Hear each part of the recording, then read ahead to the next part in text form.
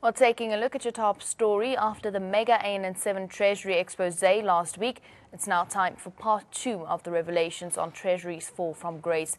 Auditing firm KPMG has come under the lens for its deal with the Integrated Financial Management System project. The revelations are contained in National Treasury's own internal audit papers. The audit papers expose how KPMG was awarded 59 million rand despite not having any terms of reference. We also reveal how the audit found no evidence of appointment of KPMG for property as services in line with the supply management process. The impact of these transgressions, according to the internal Treasury report, is lack of accountability and non-compliance with supply chain process, unauthorized expenditure and ineffective project management. Let's go across to my colleague Audrey Shumanda for the first set of revelations contained in the audit report regarding KPMG.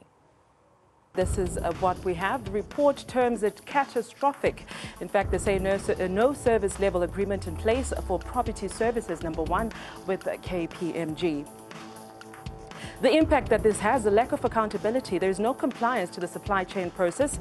There's unauthorized expenditure. Irregular expenditure was also cited to be a problem, therefore leading to potential fruitless and wasteful expenditure.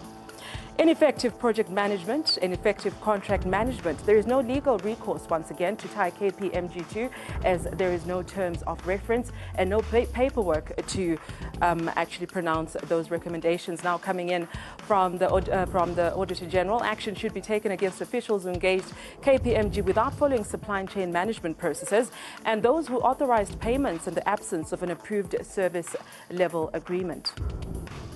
The response from management says the National Treasury entered into a contract that included scope of work. It was not deemed necessary to enter into an additional service level agreement with KPMG. Auditor's comments with regards to management says no evidence of the contract referred to by management in the comment above was provided to us for audit purposes. Again, no contract referred to, there is no terms of reference, and there's therefore no paperwork that can make sure that there's actually some kind of a line of work with trying to monitor the processes of the supply chain processes. What KPMG seems to be having is a blank check. It's clear. They determine what their terms of reference would be. They would work the way that they would want. They would bill in the same manner that they would want. In essence, this is an absolute corrupt activity. It should be investigated. In actual fact, I'm surprised why there isn't any reaction to this. This is by far the biggest corrupt activity I've ever seen. An auditing company is giving a blank check in a National Treasury Department. What else can you define it? How else can you define this kind of activity, except to say that it's an absolute corrupt activity? You can watch the full Treasury expose part 2 at 7 this morning.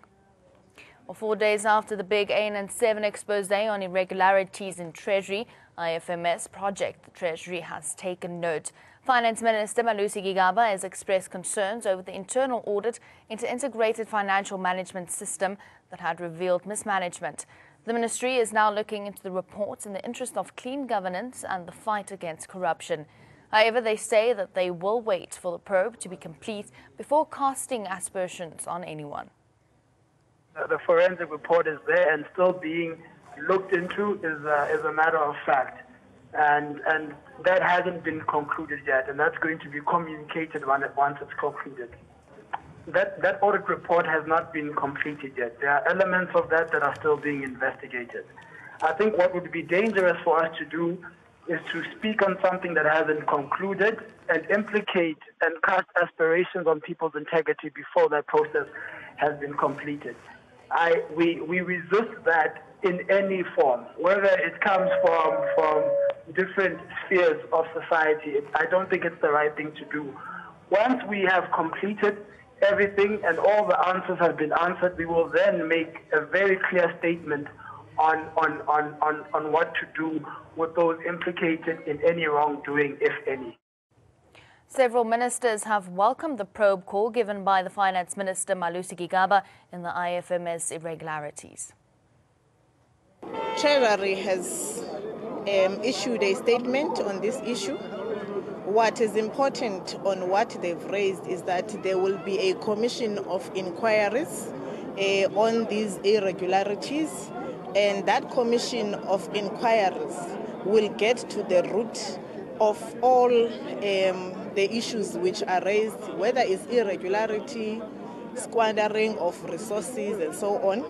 Let's wait for the outcome of the commission of inquiry, which I support very much, because corruption has to be fought by our government, irrespective of who has done it or who is doing it. We are happy the Treasury is going to look into the report, because at all times the Treasury takes all other people as thieves. They don't understand when other departments have challenges, and it's unlike them to hide challenges, because we all have challenges, and they're supposed to lead by example.